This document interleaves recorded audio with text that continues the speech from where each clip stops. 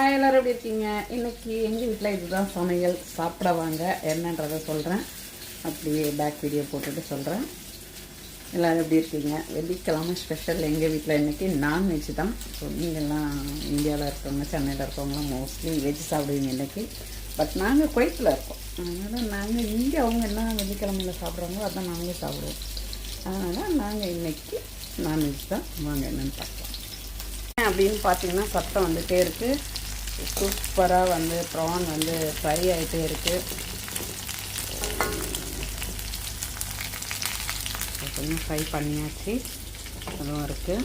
பெரிய பெரிய ப்ரான் இது. அடுத்து பார்த்திங்கன்னா சூப்பரான ஒரு கிரேவி ஒயிட் குருமா. என்ன அப்படின்னு பார்த்திங்கன்னா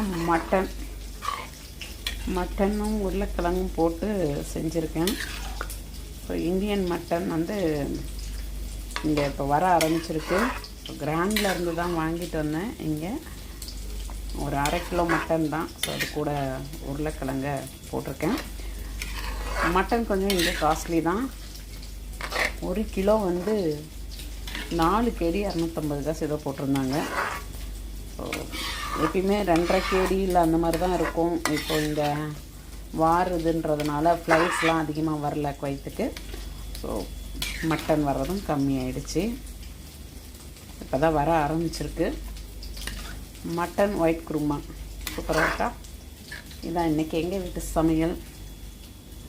இந்த ஒயிட் மட்டன் குருமா எப்படி வச்சேன் அப்படின்னா, ஃபஸ்ட்டு வெங்காயம், பச்சை மிளகாய், இஞ்சி, பூண்டு எல்லாத்தையும் நல்லா வதக்கிட்டு அதில் கொஞ்சம் தண்ணி ஊற்றி நல்லா வேக வச்சிடணும்.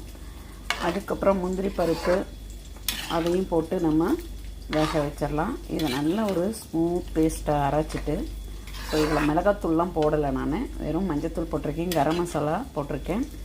அதுக்கப்புறம் கொஞ்சம் ஒரு 2 வெங்காயம் கட் பண்ணி நல்லா ஃப்ரை பண்ணிவிட்டு அது கூட வேக வச்சு வச்சுருந்த மட்டன், உருளைக்கிழங்கு எல்லாமே ஆட் பண்ணி அது நல்லா வெந்து வந்ததுக்கப்புறம் அரைச்சி வச்ச மசாலாவை அப்படியே ஊற்றிட்டு கொஞ்சமாக நெய் போட்டுக்கோங்க. வேணும்னா டேஸ்ட்டுக்கு சூப்பராக இருக்கும். அவ்வளோதான். இது நல்லா கொதித்து வந்ததுக்கப்புறம் நீங்கள் மில்க் க்ரீம் கூட ஊற்றிக்கலாம். நான் தேங்காய் மில்க் பவுட்ரு போட்டேன். அவ்வளோதான் ஃப்ரெண்ட்ஸ். சூப்பரான ஒரு டேஸ்டியான மட்டன் குருமா ரெடி ஆகிடுச்சு. White mutton kurma. பிடிச்சிருந்தா லைக் பண்ணுங்கள். ஸோ சாப்பிட வாங்க. இன்றைக்கி இதுதானே எங்கள் வீட்டில் சாப்பாடு. சாப்பிட வாங்க. பிடிச்சிருந்தா லைக் பண்ணுங்கள், கமெண்ட் பண்ணுங்கள். ஒரு வாட்டி நீங்களும் இந்த மாதிரி மட்டன் குருமா செஞ்சு பாருங்கள். சூப்பரான ஒரு டேஸ்ட்டில் இருக்கும். Bye friends. மறக்காம எங்கள் சேனலை